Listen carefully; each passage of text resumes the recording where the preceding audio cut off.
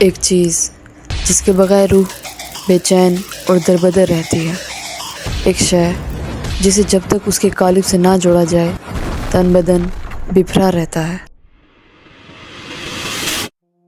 اس کے بغیر کوئی سکون نہیں، کوئی خوشی نہیں، جیسے ایک پھول بغیر خوشبو کے ہو، جیسے ایک پرندہ بغیر اڑان کے، جیسے ایک پہاڑ بغیر ڈھلان کے، جیسے کوئی حسن بغیر ملان کے، اور جیسے ایک انسان بغیر ایمان کے۔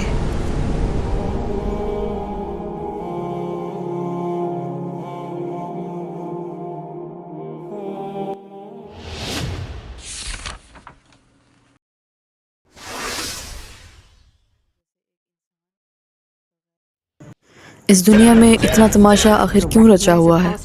جگہ جگہ سیاست کے نعرے، غریب فاقوں کے مارے، عمرہ صرف دکھاوے کے بارے، اور بے چین اور بے دل ہم سارے کے سارے۔ ماجرا کیا ہے؟ ہم کہاں جا رہے ہیں؟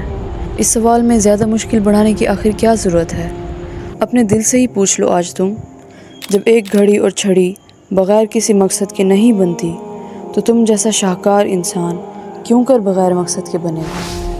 کائنات کا یہ سارا نظام، تمام کا تمام، یہ اعلیٰ کلام، یہ جام، کام و آرام، یہ پیغام، حلال و حرام، سکھ و علام، اور ہمارا اسلام بغیر کسی مخصوص گول کے کیوں بنے گا؟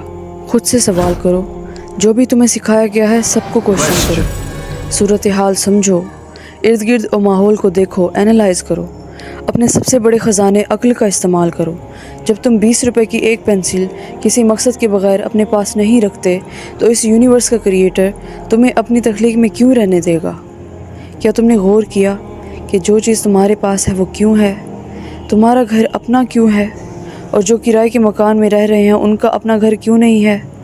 تم نے کیا کام کیے ہیں اس کو ڈیزرو کرنے کے لیے جو انہوں نے نہیں کیے؟ کچھ نہ کچھ پرپس تو ہوگا نا اس مکان کا کہ تم اس پریشانی سے نکل کر کسی اور جگہ فوکس کرو تاکہ تمہارا یہ وقت کسی اور کام کے لیے سیو ہو جائے، رائٹ؟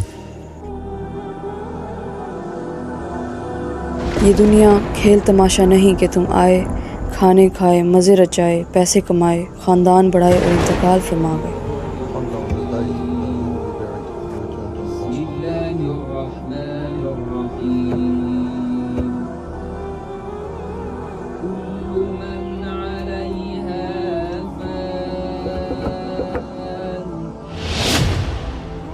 یہ پوری کائنات ایک ڈیوائن تھیٹر ہے جس کو اللہ نے، جو اس تھیٹر کا ڈائریکٹر، الٹیمیٹ رائٹر اور پروڈیوسر ہے، ایک کتاب میں لکھ دیا، جس کا ریفلیکشن تم ٹائم سپیس اور سچویشن کی صورت میں دیکھ رہے ہو۔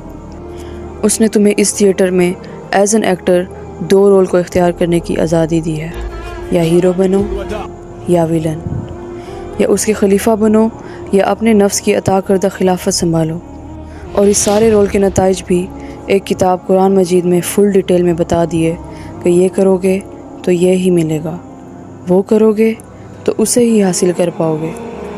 ہاں، ڈگمگاؤ گے، آزمائے جاؤ گے، توبہ لاؤ گے، بخش دیے جاؤ گے، گناہ کماؤ گے تو سزا بھی پاؤ گے، دوبارہ معافی لائے دوبارہ بخش دیے جاؤ گے، یہاں تک کہ اسی مقصد کے پیچھے چلتے چلتے خود سے ملوا دیے جاؤ گے، یا خواہشات کی پیروی کرتے کرتے خود سے بھی جاؤ گے۔ اختیار تمہارا ہے، آگے جزا بھی کرسٹل کلیئر ہے اور سزا بھی بالکل بیان۔ یہی ہے تمہارا امتحان، اے قیمتی انسان، مت گواؤ یہ ایک ہی جان، تمہیں دوسرا چانس نہیں دیا جائے گا۔ تم ایز این ایکٹر اور رائٹر اپنی کتاب کے خود ہی اداکار اور لکھاری ہو۔ تمہارے مالک نے تمہیں فری ویل دے دی ہے اور ساتھ ہی سلیبس اور رزلٹ بھی کلیئر کر دیا ہے۔ یہ ستم مت کرنا کہ یہ مہلت ختم ہوتے ہی تمہیں معلوم ہو کہ تمہارا مقصد کیا تھا۔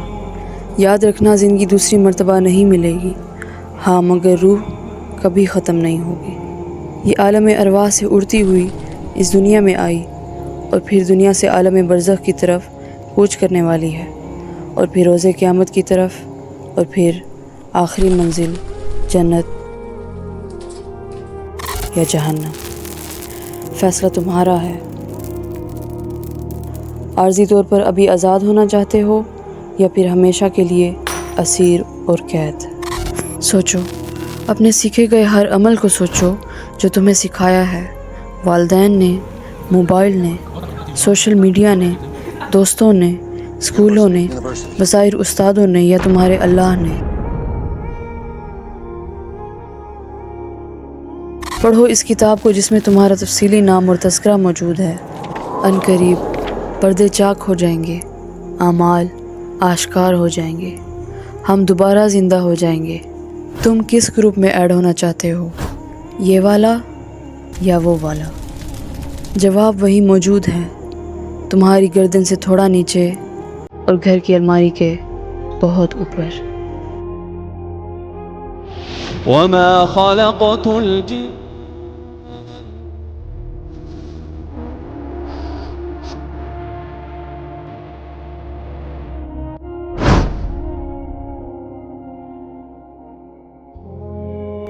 فيها حب فيها وجد واشتياق